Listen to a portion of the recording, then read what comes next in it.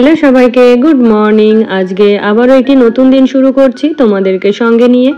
আশা করছি তোমরা সকলে খুব ভালো আছো আর আমরাও বেশ ভালো আছি।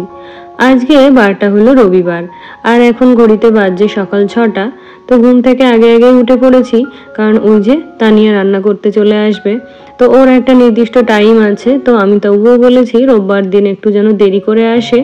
তো ও যেহেতু আরও এক বাড়িতে রান্না করে, আমাদের বাড়ি রান্না করে যাওয়ার পরে, তো সেই কারণেই ও সব বাড়িতে 1 ঘন্টা লেটে ঢুকবে। তো আমি তো সকালে ঘুম থেকে উঠে পড়েছি, উঠে আমার যে কাজগুলো সেগুলো আগে থেকে গুছিয়ে নিচ্ছি। তো এখন কি বলতো, সপ্তাহখানেক হচ্ছে রান্নাঘরে ওর সঙ্গে আমাকেও থাকতে হবে, কারণ আমাদের বাড়িতে কি সব মেনু হয় ও তো সেগুলো জানে না। তো যেগুলো ও নিজে থেকে জানে সেগুলো তো আর দেখিয়ে দিতে হবে না, কিন্তু কিছু কিছু রান্না আছে যেগুলো ও জানে না, তো সেগুলো ওকে দেখিয়ে দিতে হবে। বা কোন সবজিটা কিভাবে কাটতে হবে সব একটু এক সপ্তাহ যদি আমি ওকে বুঝিয়ে দিই, তাহলে কিন্তু পরে ও নিজেই করতে পারবে। আর ওই যে বাবাইকে যেহেতু এখন বলেছি সকাল করে একটু বই পড়াতে বসবো, তো বাবাইকেও এখনো ঘুম থেকে ডাকিনি। তো সেই জন্য ওরা ঘুম থেকে ওঠার আগেই চেষ্টা করছি রান্না ছাড়া বাকি যে কাজগুলো আছে ওগুলোকে সেরে নিতে। তো এদিকে কিন্তু তানিয়া রান্না করতে চলে এসেছে, তো রান্নাঘরটা আগে ঝাড় দিয়ে দিয়েছি, ও রান্নাঘরে কাজ শুরু করে দিয়েছে। আর এদিকে আমি পুরো ঘরটা ঝাড় দিয়ে দেখো স্নানটাও সেরে নিয়েছি। তো এখনো পর্যন্ত সকালে স্নানটা করতে পারছি, কারণ খুব একটা ঠান্ডা নেই বাইরের ওয়েদারটা। আর যদিও জলটা একটু ঠান্ডা থাকে, তো আমি তো গিজার চালিয়ে নিই। তো সেই জন্য এখনো পর্যন্ত সকালে স্নান করতে কোনো অসুবিধা আমার হচ্ছে না। তো ভাবছি সামনের সপ্তাহ থেকে আবার যেরকম নর্মাল টাইমে চান করতাম 12টার মধ্যে, তো সেইভাবেই আর কি স্নানটা করব। তো স্নান সেরে ভাবলাম কি ঠাকুর ঘরে যাব, পুজোটা কমপ্লিট করে নেব। তো এদিকে ছেলে আর হাজব্যান্ড বেরোবে, ছেলের তো আবার ওই সানডে করে অ্যাবাকাসের ক্লাস থাকে। তো হাজব্যান্ড এদিকে চা চাইছে, তো আমাদের 3জনের জন্য চা করলাম, আর ছেলের জন্য হচ্ছে একটু দুধ হরলিক্স গুলে দিলাম।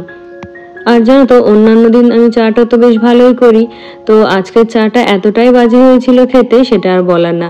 আমি যে তানিয়াকে চা খেতে দিয়েছি আমার নিজেরই ভীষণ লজ্জা লাগছিল। তো তারপরে দেখো আমাদের খাবারটা নিয়ে নিয়ে ওদিকে তানিয়ার চাটাও ধরে দিয়ে এলাম। আর এখন হচ্ছে ছেলেকে ওখানকার ইউনিফর্মটা পরিয়ে দিতে হবে। আর জানো তো, এই যে এখন 8:30টার সময় হাজবেন্ড তো ওকে দিতে যাচ্ছে, তো ওকে দিয়ে তারপরে হচ্ছে মাছ মাংস যাই আনু সেই বাজারটা আনবে। তো আজকে হয়তো মাছের ঝোল বা মাংসটা আমাকেই রান্না করতে হতে পারে, কারণ হাজব্যান্ড বাজার থেকে ফিরতে ফিরতে অনেক দেরি হয়ে যাবে।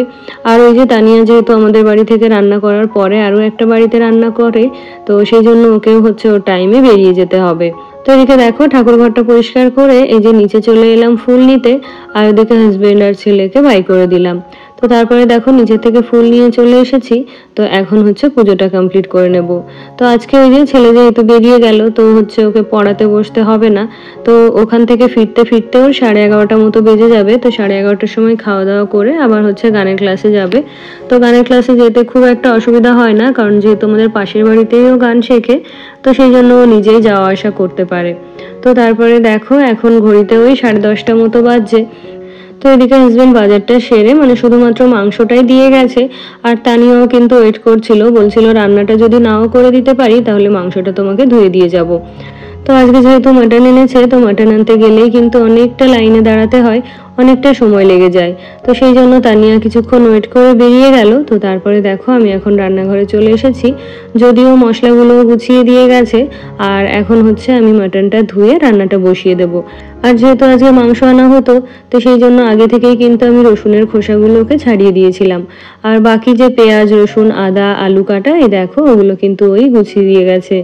তো চলো এবারে তাড়াতাড়ি করে মশলার পেস্টটা করে ফেলি। আমার আবার বেশি বেলা হয়ে গেলে রান্না করতে কিন্তু একদমই ভালো লাগে না। আর আজকে যেহেতু মাংস রান্না হচ্ছে, তো আজকে কিন্তু ছেলে এসে ডাল বা অন্যান্য কিছু দিয়ে খাবার মুখেই তুলবে না। যতক্ষণ না মাংসটা রান্না হবে ততক্ষণ কিন্তু খেতেই বসতে চাইবে না। তো সেই জন্য চেষ্টা করছে 11টার আগে আর কি রান্নাটা কমপ্লিট করতে, যাতে করে ছেলে ফিরলে ওকে মাটন দিয়ে খাইয়ে আর কি গানের ক্লাসে পাঠাতে পারি। তো এদিকে দেখো মশলাটা পেস্ট করে নিয়েছি। আর আজকে জানো তো আমার অনেক হ্যাপা রয়েছে, কারণ এই যে মাংসটা করতে না করতেই হচ্ছে যে দিদি ঘর মুছে বাসন ধুই সে চলে আসবে। তো প্রেশার কুকার কড়াই সবই কিন্তু আজকে আমাকেই ধুতে হবে। তো চিকেন আনলে হয়তো শুধুমাত্র কড়াইটা ধুলেই হয়ে যেত, কিন্তু যেহেতু মাটন হবে তো সেই জন্য প্রেশার কুকারটা তো আমাকে ধুয়ে নিতেই হয়েছে, আবার রান্নার শেষে ওগুলোকে আবার আমাকে ধুয়ে রাখতে হবে। তো ওদের দুজনকেই বলেছি রোববার দিন বা ছুটির দিনগুলোতে যেন একটু দেরি করেই আসে। তো কি বলতো, প্রত্যেকেরই তো সকালবেলা কাজ সেরে নিজের বাড়ি গিয়ে কাজ করার একটা তাড়া থাকে। তো সেই জন্যই ওরা ওদের সুবিধা মতোই কাজ করতে আসে। তো এদিকে দেখো একটু গোটা গরম মশলা আর একটু চিনি ফোড়ন দিয়ে পেঁয়াজটা দিয়ে দিলাম। তো এইভাবে একটু ক্যারামেল করে গরম মশলা ফোড়ন দিয়ে পেঁয়াজটা দিলে এত সুন্দর একটা গন্ধ বেরোয়, তো সেটাতেই হচ্ছে সারা বাড়িটা গন্ধ হয়ে যায়। আর এদিকে দেখো যে মশলাটা পেস্ট করেছিলাম সেটা দিয়েও এখন ভালো করে কষিয়ে নেব। আর যেহেতু মাটন এনেছে তো অন্যান্য দিনের থেকে তেলটা একটু কম দিয়েছি, কারণ এটার থেকে এমনিই তেল ছাড়বে। তো তারপরে দেখো মশলাটাকে ভালো করে কষে এখন মাটনটাকে অনেকটা সময় নিয়ে কষিয়ে নেব। তো এই যে মাটন কষছি এই সময় কিন্তু ওই দিদি মানে যে ঘর মুছে বাসন ধুয়ে ও কিন্তু কাজ করতে চলে এসেছে। তো আমি বললাম ঠিক আছে তুমি ঘরটা মুছে বাসনগুলো ধুতে থাকো, যদি কড়াইটা হয় মানে কড়াইটা খালি করে প্রেসার কুকারে দিয়ে দিতে পারি তাহলে আর কি কড়াইটা তোমাকে দেব, না হলে তো আমিই ধুয়ে নেব। তো এদিকে মাটনটা কষানো হয়ে গেছে, তো এখন এটাকে প্রেসার কুকারে শিফট করে দিচ্ছি। আর ওই দিদি কিন্তু ঘর মুছে বাসন ধোয়ার জন্য নিচে চলে গেছে কলতলায়। তো এখন হচ্ছে কড়াইটা ধুয়ে এর মধ্যে একটু জল দিয়ে দিলাম, আর এখন কড়াইটাকে আমাকে সেই নিচে কলতলায় দিয়ে আসতে হবে।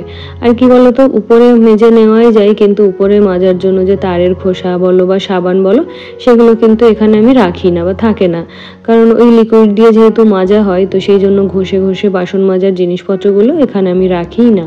তো এদিকে দেখো মাটনটা তো প্রেসার কুকারে দিয়ে দিয়েছি, আর তানিয়া কিন্তু ওই ওভেনটা আগেই মুছে দিয়ে গেছিলো। তো আবার যেহেতু ওই যে মশলা ফোড়ন টোড়ন দিয়েছি তো ওই জন্য ওভেনটা কিন্তু আবারও নোংরা হয়ে গেছে। তো তারপরে মাটনটা ওইদিকে সিটি হচ্ছে, আর এদিকে হাজবেন্ডও ফিরেছে বাজার থেকে। তো সবজি বাজার মাছ বাজার সবই কিন্তু করে নিয়ে এসছে। তো এখন হচ্ছে ছেলেকে আনতে যাবে, তাই বললো আগে খাবারটা দিয়ে দাও, তো খেয়ে দিয়ে ছেলেকে আনতে যাব। তো ওদিকে যেহেতু রান্নাটা আমার হয়ে এসেছে তো 4টে হুইসেল দিলে প্রেসার কুকারটা আর কি বন্ধ করে রাখবো, মানে গ্যাসটা নিভিয়ে দেবো। তো সেই জন্যই আর কি দেখো এদিকে আমিও খেতে বসে পড়লাম। আর এখন ঘড়িতে ওই 10:30 মতো বাজছে। তো ওই যে বললাম যে মাছ এনেছে সবজি এনেছে, তো রান্নাটা কমপ্লিট করে আর কি সেই মাছগুলো সমস্ত কিছু ধুতে হবে, সবজিগুলো আলাদা আলাদা করে ফ্রিজে গুছিয়ে রাখতে হবে। আর এদিকে তো রান্নাটা করতেই হচ্ছে, তার উপরে আবার বাসনও ধুতে হবে। তো সব মিলিয়ে আজকে একটু তালগোল হয়ে গেছে। তো এদিকে দেখো আমার আর হাজবেন্ডের খাওয়া দাওয়া কমপ্লিট, আর এদিকে মাটনটাও বন্ধ করে রেখেছি। আর এদিকে দেখো 2 রকমের মাছ নিয়ে এসছে। তো এই যে টেবিলটাকে গুছিয়ে নেব, তারপরে হচ্ছে মাছগুলো ধুয়ে আলাদা আলাদা করে রেখে দেব। তো মাছগুলো আমাদের হয়তো 2-3 দিন হবে, তো সেই জন্য আলাদা আলাদা ভাগ করে রাখবো, কারণ তাহলে প্রত্যেক দিন আর কি সব মাছটা আমাকে বের করতে হবে না। তো দেখো এখানে আমি ওই যে হোমমেড গরম মশলাটা দিই সেটাই একটু শুকনো খোলায় ভেজে নিয়েছি, তারপরে শিলে এটাকে বেটে মাটনের মধ্যে দিয়ে দিলাম। তো রেডিমেড গরম মশলা থেকে এই হোমমেড গরম মশলাটার গন্ধটা কিন্তু ভীষণ স্ট্রং। তোমরা কিন্তু এভাবে একবার ট্রাই করে দেখতে পারো, যে মশলাটাকে শুকনো খোলায় টেলে ওটাকে শুকনো গুঁড়ো করে আর কি মানে ভালো করে বেটে তরকারিতে দেওয়ার। তো এদিকে দেখো আজকে হাজবেন্ডের পছন্দের মাছ নিয়ে এসছে। তো হাজবেন্ডের বাটা মাছ মানে পছন্দের মাছগুলোর মধ্যে একটা, তো কিছু বাটা মাছ এনেছে, আর এইদিকে বড় একটা কাতলা মাছ এনেছে। তো মাছটার মাথা দেখেই বোঝা যাচ্ছে মাছটা অনেক বড় ছিল। আরে দেখো হাজবেন্ডকে বাজার থেকে মাছ খুব একটা আনতে দিই না, কেন বলো তো? তো এই দেখো মাছটা কিভাবে কাটিয়ে এনেছে। তো এই মাছটাকে যদি গাদা পেটি আলাদা করে কেটে দিতে বলতো তাহলে কিন্তু খুব সুন্দর দেখতে হতো। আর বাবাই তো মাছটা একেবারেই পছন্দ করে না, মানে খুব জোরজার করে ওকে খাওয়াতে হয়। আর তো এই বড় মাছটা নিলে তো আরো কোনো কথাই নেই। তো এদিকে দেখো মাছগুলো 3টে ভাগে ভাগ করে আলাদা আলাদা করে রেখে দেবো। তো যেদিন যেটা রান্না করব সেদিন সেই কৌটোটা শুধু বের করে নিলেই হয়ে যাবে। তো আমার গত ভিডিওতে চন্দ্রানী দত্ত বোন লিখেছিল যে দিদি রাতে যখন ঘুমোতে যাবে তখন হচ্ছে মাছগুলোকে ডিপ ফ্রিজ থেকে নর্মাল ফ্রিজে রেখে দেবে, আর সবজিগুলোও কেটে রেখে দেবে, তাহলে সকালে তোমার অনেক কাজ সহজ হয়ে যাবে। তো কি বলো তো বোন, আমি বেশিরভাগ দিনই হচ্ছে মাছগুলো নর্মাল ফ্রিজেই রেখে যাই। তো 2-1 দিন কি হয় জানো তো, যখন বিছানায় শুয়ে পড়ি তখন আর কি মনে পড়ে যায় যে মাছটা বের করা হয়নি। তো তখন আর উঠে এসে ইচ্ছে করে না যে মাছগুলোকে বের করে রেখে যায় বা ওই মাছের বাটিতে হাত দিই। আর সবজিগুলো কাটি না কেন, কারণ অল্প সবজি তো ওই রান্না করতে করতে ডাল বসিয়ে দিয়ে আর কি কাটা হয়ে যায়। তো তারপরে দেখো এখানে সবজিগুলো সব ফ্রিজে তুলে রাখলাম। তো পুরোনো যে সবজিগুলো রয়ে গেছে ওগুলো আর কি উপরের দিকে রেখেছি, আর নতুনগুলো একটু ভিতরের দিকে রেখেছি। আর ওদিকে মাটনটাও রেডি হয়ে গেছে। তো এখন দুজনের জন্য একটু ফল নিয়ে নিলাম। তো তারপরে তোমাদের সাথে দেখা হচ্ছে একেবারে সন্ধ্যাবেলাতে। তারপরে সন্ধ্যাবেলা সন্ধ্যা দিয়ে তারপরে আমরা সবাই মিলে ছাদে এসেছিলাম। তাহলে বন্ধুরা আজকের ভিডিওটি তবে এই পর্যন্তই। তোমাদের সাথে আমার আবারও দেখা হচ্ছে নতুন ভিডিওতে। টাটা।